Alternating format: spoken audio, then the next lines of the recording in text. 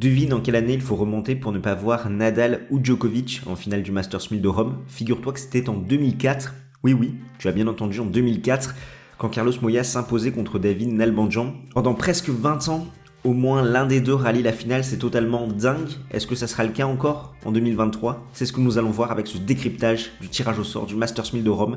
C'est parti, jingle.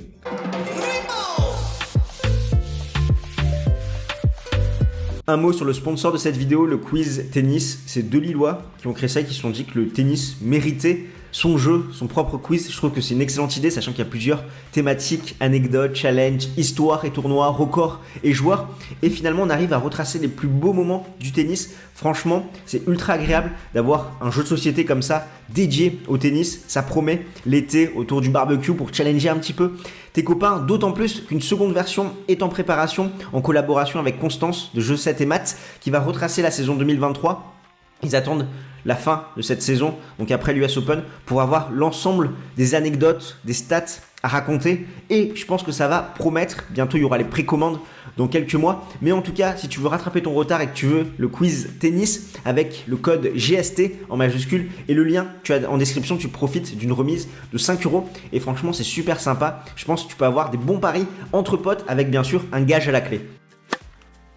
Depuis 2005, seuls deux joueurs ont réussi à briser l'hégémonie de Nadal et Djokovic au Masters 1000 de Rome, Andy Murray en 2016 et Alexander Zverev en 2017. Sinon, c'est 10 titres pour Rafael Nadal et 6 titres pour Novak Djokovic. Autant te dire que le Masters 1000 de la capitale italienne est cadenassé à double tour. Ce qui va être intéressant cette année, c'est qu'il y a une nouvelle personne dans l'équation, la personne de Carlos Alcaraz. Depuis Madrid 2022 et la victoire de l'Espagnol sur Novak Djokovic, les deux ont été seulement 4 fois dans le même tableau à Roland Garros, Wimbledon, Astana et au Rolex Paris Masters.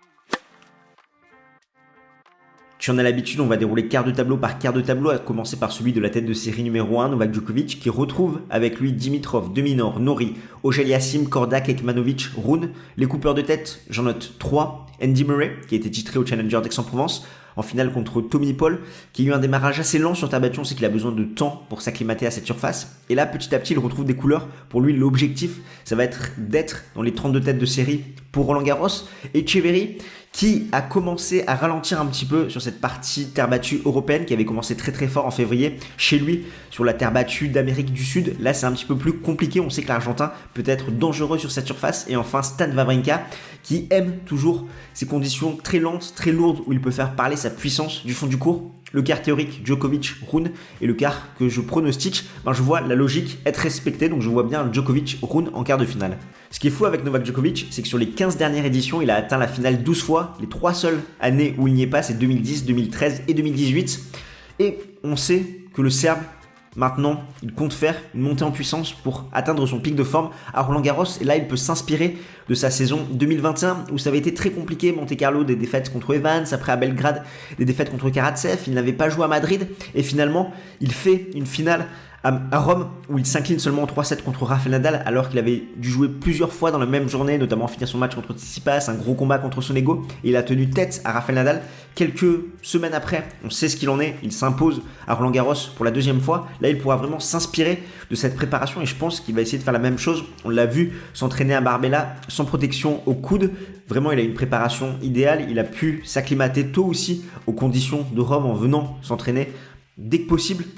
Donc ça, c'est intéressant pour lui. Franchement, il faut compter sur Novak Djokovic pour monter un petit peu en puissance sur cette quinzaine pour derrière arriver fin prêt à Roland Garros. Au niveau de son parcours, au premier tour, ça sera Luca Van Hache ou Etcheverry, donc un premier tour qui n'est pas forcément simple. On sait que Luca Van Hache, on avait fait voir de toutes les couleurs à Banja Luka au Serbe, et Etcheverry qui peut avoir des bonnes sensations sur terre battue, même si c'est un petit peu plus compliqué. Ensuite, Dimitrov ou Wawrinka, là ça devrait plus aller pour Novak Djokovic. Wawrinka, c'est plus par à coup, il a du mal vraiment à tenir la cadence sur un match. Et Dimitrov, c'est toujours très compliqué pour lui. Ensuite, De Minaur ou Norrie.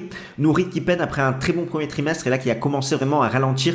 Et De Minaur qui dans ces conditions très lentes aura du mal à mettre en place son jeu à plat. Et enfin, en quart de finale, Holger Rune. Donc, on retrouve pas mal de joueurs en méforme quand même dans ce quart de tableau-là. Je pense notamment à Auger-Aliassime qui a repris seulement à Madrid. Également Korda qui peine à retrouver des couleurs. Sachant qu'il a été longtemps blessé, il a besoin de temps pour monter en régime. Comme je te l'ai dit, le Britannique Cameron Norrie aussi, c'est pas ça.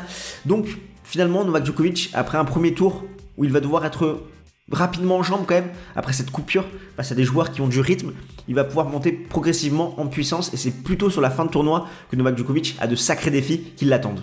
Concernant Holger Rune, son potentiel adversaire en quart de finale, c'est vrai qu'il a atteint un pic de forme assez tôt dans cette saison sur terre battue avec une finale à Monaco, un titre à Munich et après on a senti une petite forme de décompression avec un petit coup de mou physique. Il a été sorti assez rapidement à Madrid contre Davidovich Fokina. Peut-être qu'il a eu le temps de refaire du jus pour finalement bien préparer ce tournoi romain avant Roland Garros. Il a un quart de finale à défendre dans le Grand Chelem parisien au niveau de son parcours. Un qualifié Murray ou Kekmanovic, Auger-Aliassime, O'Connell ou Korda. Franchement, ça peut le faire pour le Danois pour aller jouer Novak Djokovic en quart de finale. Le deuxième quart de tableau, c'est celui de Casper Ruud où il retrouve Shelton, VDZ, Paul Kachanov, Cerundolo, Griekspoor, Sinner. Le coupeur de tête, c'est Christian Garin avec sa puissance du fond du court qui peut faire mal dans ces conditions lentes. Sous le quart théorique, Ruud contre Sinner et le quart que je vais pronostiquer Garin contre Yannick Sinner. Au niveau de Casper Ruud, franchement, c'est une déception cette année 2023. 11 victoires, 9 défaites avec un titre en trompe-l'œil à Estoril. Il a été défait par Analdi d'entrée à Madrid et il espère se relancer à Rome où il reste quand même sur 2 demi-finales en 2020 et en 2022 où à chaque fois il a été défait en 2 sets par Novak Djokovic. Son parcours a qualifié Shelton, Garin ou Paul et Sinner. Je pense que le Norvégien peut aller jusqu'en 8e de finale, mais après ça peut être compliqué et surtout il a Yannick Sinner dans sa partie de tableau. On sait que l'Italien c'est le baromètre de cette saison 2023. Il a fait l'impasse sur Madrid, un choix très judicieux. On le sentait aussi qu'il avait beaucoup donné en ce début de saison, qu'il enchaînait très bien. Monaco, Barcelone, il a préféré faire une coupure pour être au top chez lui à Rome et derrière aussi penser à Roland Garros. Il n'a pas contre-performé cette saison.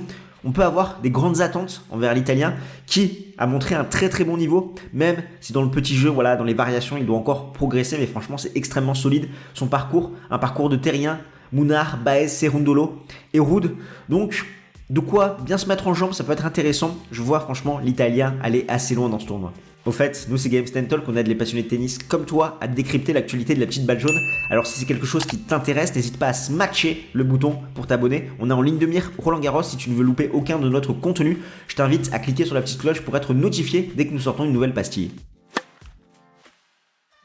Troisième quart de tableau, celui de Daniil Medvedev où il retrouve Rublev, Davidovich Fokina, Bautista Agut, Fritz, Hurkacz, Zverev ainsi que Zapata Miralles. Le coupeur de tête, c'est Emil Roussoufouri qui a donné des surfroides à Carlos Alcaraz d'entrée à Madrid. Le quart théorique Medvedev-Rublev.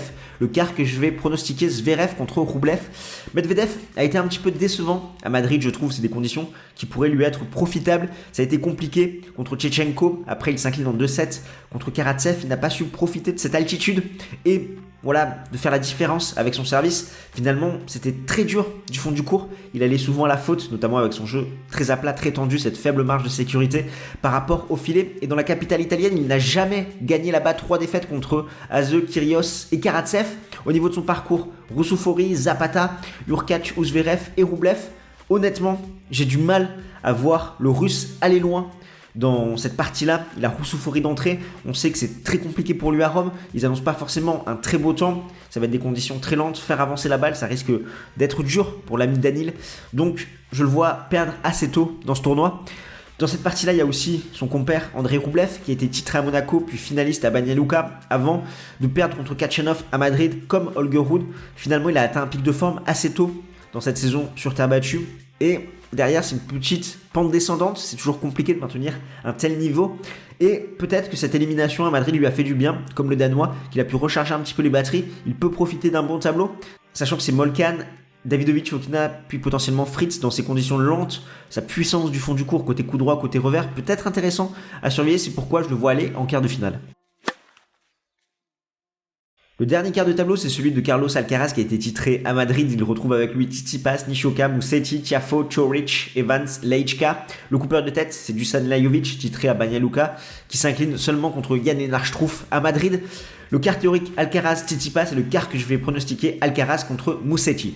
Alcaraz, franchement, il régale en cette saison 2023. À chaque fois qu'il participe dans un tournoi, c'est au moins demi-finale, titré à Madrid, sans jouer forcément son meilleur niveau. Ça a été compliqué tout au long de la semaine, mais c'est ce qui fait aussi un grand joueur. C'est cette capacité à monter le curseur dans les moments chauds, quand il y a un petit peu de tension, quand ton adversaire commence un petit peu à trembler et de faire la différence. C'est exactement ce qu'a fait Carlitos, sachant qu'il a encore de la marge de manœuvre sur terre battue. Hormis son match contre Tsitsipas à Barcelone, finalement, à chaque fois, il peut mieux jouer et c'est de bon augure pour la suite, notamment pour Roland Garros. Au niveau de son parcours, ça va être Ramos, Lejka et Coric. On se rappelle tous de ce match de dingue contre Ramos à Roland Garros avec le joueur espagnol qui arrive étant gaucher à faire ses balles bombées sur le revers de Carlos Alcaraz, l'avait énormément perturbé dans le grand chelem parisien. Là, Carlos Alcaraz, en plus, comme il s'aligne à Rome, il est sûr de reprendre la première place mondiale, sachant que l'an dernier, il n'avait pas participé au Masters 1000 de Rome. Après, il va falloir surveiller quand même sa condition physique. Attention à ne pas se blesser avant Roland Garros, qui, je pense, doit être son objectif principal. Mais il a quand même un bon tableau, l'Espagnol. Il retrouve avec lui Tsitsipas, qui n'est pas brillant du tout depuis sa finale à l'Open d'Australie. On le sent vraiment stagné, notamment côté revers, où dès qu'on arrive à l'installer dans cette diagonale, c'est très compliqué. À Madrid, il s'incline contre Struff, mais forcément, c'était des conditions en altitude et la balle volait un petit peu plus sur son côté revers. C'était compliqué à faire. Rome, franchement, c'est un tournoi qui lui réussit plutôt bien sur ses 4 dernières participations. Il est arrivé au moins 3 fois en quart de finale. Il a été finaliste ici même en 2022 où il s'incline contre Novak Djokovic. Par rapport à son parcours, c'est un parcours du combattant. Lajovic, Sonego, Musetti, Tiafoe, Alcaraz. Franchement, ça va être très très dur pour lui. En plus, il va jouer contre pas mal de locaux. Donc, Tsitsipas, ça ne m'étonnerait pas qu'il y ait une petite contre-performance par là. Niveau du pronostic, c'est jamais facile, on l'a vu quand tu vois les quarts de finale qu'il y a eu à Madrid, c'était impossible à pronostiquer en début de tournoi. Là, j'ai vu les conditions climatiques, météorologiques, ils annoncent pas mal de pluie, donc ça va perturber, comme souvent chaque année, la programmation. On risque d'avoir vraiment une terre très lourde, très lente, ça va être compliqué de faire avancer la balle. Donc si je résume, les quarts théoriques c'était Djokovic, Rune, Ruud, Sinner, Medvedev, Rublev, Tsitsipas, Alcaraz. Les quarts que j'ai pronostiqués, Djokovic, Rune, Garin, Sinner, Rublev, Zverev, Alcaraz, Musetti. Les demi-finales, Djokovic, Sinner et Alcaraz, Rublev. La finale, Djokovic, Alcaraz, avec une victoire à la clé du jeune espagnol qui va profiter d'un bon tableau, je pense, et d'un Novak Djokovic qui va avoir une deuxième partie de tournoi un petit peu plus compliquée, où il va passer un peu plus d'heures sur le terrain. Ça va être dur, il va se faufiler comme ça contre Holger Rune, contre Yannick Sinner, mais je pense que physiquement, il sera peut-être un petit peu émoussé en finale, d'autant plus que pour lui, il aura réussi à atteindre son objectif, c'était de retrouver des repères, de la confiance avant Roland Garros, sachant qu'encore une fois, Rome n'est pas l'objectif du Serbe, mais c'est bien Roland Garros, et pour moi, l'objectif sera atteint à la fin de la quinzaine pour le Serbe. Masters 1000 s'enchaîne assez rapidement, il y a eu Madrid, il y a Rome maintenant, je t'invite à aller voir cette vidéo où Greg te présente les coulisses du Masters 1000 espagnol, et nous on se retrouve de l'autre côté de l'écran.